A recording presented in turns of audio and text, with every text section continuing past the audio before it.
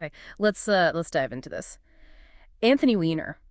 You see that name and it feels like, well, our source for this, a YouTube video, it actually compares him to a horror movie villain. Horror villain, okay. Yeah, like just when you think he's finally off the stage, he pops back up. Remember, former congressman in New York resigned because of, well, that whole situation involving sending explicit messages, potentially to a minor, trying to arrange Right, things. yeah, I remember the headlines. Very public. Exactly.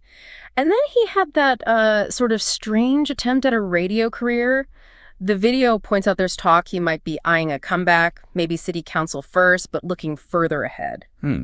Still wants to be in the public eye then, despite everything. That's what the video finds bewildering, but it's not just about him, apparently. The source uses this as a jumping off point to talk about a perceived issue within the Democratic Party. Oh, what kind of issue? Like a reluctance to fully, cut ties or move on from figures who've had these major public stumbles. Ah, okay. So Weiner is presented as, like, a symptom of something bigger. Pretty much. And the video connects this to a totally different but maybe related tactic it calls flooding the zone, which it says Donald Trump uses. Flooding the zone. Okay, I think I've heard that term. Like overwhelming the opposition. Yeah, the video uses an analogy of a trial lawyer throwing tons of arguments, maybe not all good ones, at the defense just to distract them, overwhelm them. Got it. So confusion as a tactic. Exactly. So our mission today, based on this video, is to really unpack that strategy. How does flooding the zone supposedly work in politics, according to this source? What examples does it give? And presumably how the media plays into all this. Right. So let's circle back to Weiner for a second. The video sees him as this symptom. What's the deeper argument the video makes about why the Democrats might seem hesitant, as it puts it, to let go of figures like him? Well, the source brings up other names too. Clinton, Schumer, Pelosi, suggesting it's not just Weiner. It hints at this pattern of long-standing figures remaining very prominent, very influential for, a really long time. Right. Decades in some cases. Exactly. And the video contrasts this with someone like, say, Jimmy Carter or George W. Bush. After they left office, they largely stepped away from the day-to-day political fray, didn't they? Yeah, Carter with Habitat for Humanity and his foundation, Bush with his institute and painting different paths. Right. So the video asks, why don't more figures take that route? Why the continued presence in the spotlight for some? Yeah. It implies maybe there's a calculation, perhaps about keeping established power bases intact, even if it comes with baggage. Interesting perspective from the source. Okay, so Weiner is the setup, the example of maybe not letting go. But the main event in this video analysis is this flooding the zone idea attributed to Trump. How does the video lay that out? What are the specifics? Okay, so the video pinpoints a very specific couple of days, February 9th and 10th, right after the Super Bowl 1 year. Okay, post-Super Bowl. Peak distraction time, maybe? That seems to be the implication. On the 9th, the video claims there was this sudden news flurry about possibly getting rid of the penny. The argument that it costs more to make than it's worth. Ah, the penny debate. Okay, I remember that popping up now and then. And then boom, the next day, February 10th, the focus supposedly shifts to paper straws and a potential executive order about using them or not using them in federal buildings. Pennies and paper straws, back to back. Okay. And the video's point is what? That these were deliberate distractions. That's exactly the claim, that these are, relatively minor, maybe slightly absurd things that grab headlines, get people talking, arguing online even. Easy topics to get outraged about, perhaps. Right. Low stakes, but high visibility issues. Precisely. But the video argues that while everyone was supposedly worked up about pennies and straws, other much more substantial things were happening via executive order. Okay, now this is the core of the flooding the zone claim, isn't it? What were these alleged substantive actions? According to the video, two big ones slipped through during that penny straw news cycle. First, an alleged halt on enforcing certain anti-bribery laws. Wait, anti-bribery laws. Can you elaborate on what the video said there? That sounds significant. Yeah, the video suggests this move could potentially mean U.S. companies might face fewer consequences, legally speaking, back home, if they were to, say, bribe officials in other countries. Whoa, okay. That's a serious allegation. And the video links this directly to the penny and straw news. It argues that the noise around those smaller issues provided cover. The media and public were distracted, so this potentially major policy shift didn't get the scrutiny it might have otherwise. It mentions potential consequences, like dumping products overseas without proper oversight. Okay, what was the second thing the video claimed happened around then? The second one mentioned was granting, and the video uses this specific phrasing, Doge Elon Musk's entity, great authority. Doge, Elon Musk, like cryptocurrency and Tesla Elon Musk, what authority?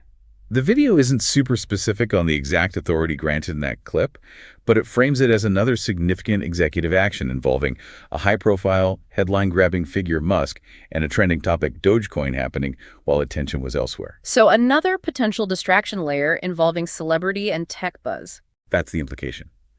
And the video also throws in that executive orders related to COVID-19 vaccine mandates allegedly slipped right under the rug around this time too. Again, overshadowed. So the pattern the video alleges is put out small, noisy announcements to occupy the media cycle and simultaneously push through bigger, maybe less popular or more complex actions. That's the essence of the flooding the zone strategy as presented in the source material. Yes. Deliberate information overload and misdirection. Which leads us right into the video's critique of the media itself. It sounds like the source thinks the media is, well, kind of vulnerable to this. Very much so.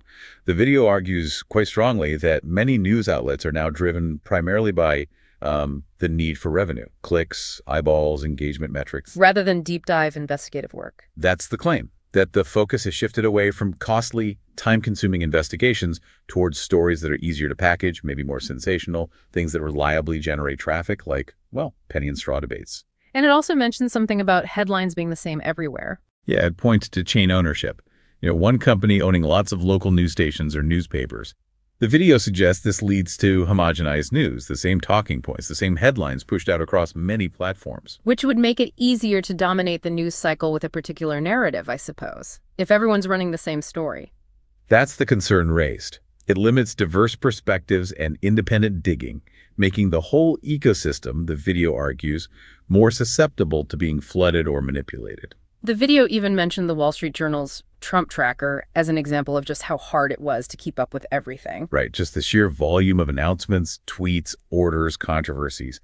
The video uses that tracker to illustrate the overwhelming nature of the information flow, which, again, it claims is part of the strategy, to make it almost impossible to focus. And it contrasts this whole situation with, like, the Walter Cronkite era, David Huntley Brinkley, Right. suggesting things were different then. Yeah, there's definitely a bit of a nostalgic tone there.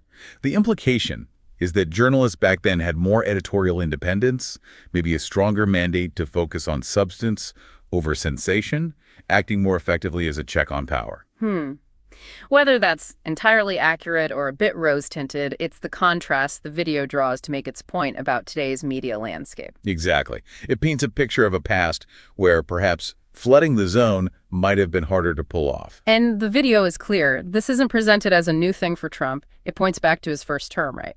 Yes, specifically the intense focus on the size of his inauguration crowd.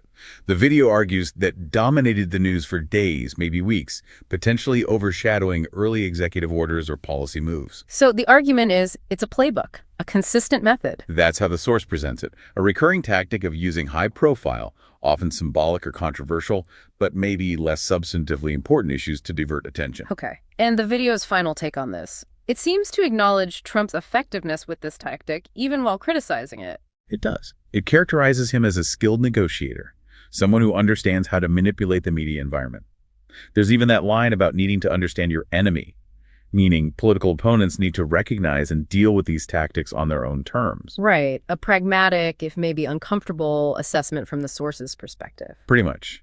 It acknowledges the tactic works, at least in terms of shaping narratives and controlling attention spans, according to the video's analysis. Okay, so let's try and wrap this up based on our source, this YouTube analysis. We started with Anthony Weiner, presented as maybe a symbol of a reluctance in some political circles to move on from controversial figures. Right, that was the setup.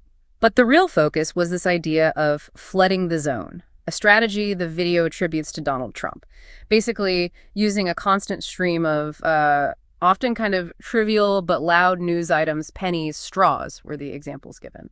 To distract from potentially more significant actions happening concurrently, like alleged changes to anti-bribery enforcement or policies related to vaccine mandates or tech figures. Exactly, and the video lays a lot of the blame, or at least the vulnerability, at the feet of the modern media, suggesting its business model makes it susceptible to this kind of distraction. Prioritizing revenue and clicks over deep investigation, leading to uniform headlines, making it hard to track everything, especially compared to a perceived earlier era of journalism. And the video concludes, this isn't new, pointing to the inauguration crowd focus, and ultimately frames it as an effective, if criticized, negotiation tactic. That sums up the video's core arguments pretty well. So I think the main thing for listeners to take away from this analysis is really about critical consumption of news. How so? Well, the video really encourages us to, look past the immediate loud headlines, to maybe ask ourselves, okay, this story is everywhere, but what else might be going on that's not getting the same airtime? To consider if the noise might be intentional? Precisely. To think about the possibility of underlying agendas or significant things happening quietly while attention is deliberately focused elsewhere. It's about questioning the news flow, not just passively absorbing it. Right. So maybe here's a final thought to leave folks with, building on that. Could this intense focus we sometimes see on seemingly bizarre or minor controversies, really in any political context, actually be a deliberate play? A conscious strategy to divert. Yeah. Is it possible that the thing grabbing all our attention is put there specifically so we don't look at something else? Next time a story seems almost designed to provoke outrage over something small, it might be worth asking, what are we talking about right now? That's definitely something to keep in mind. What's happening beneath the surface of the daily churn? Worth considering.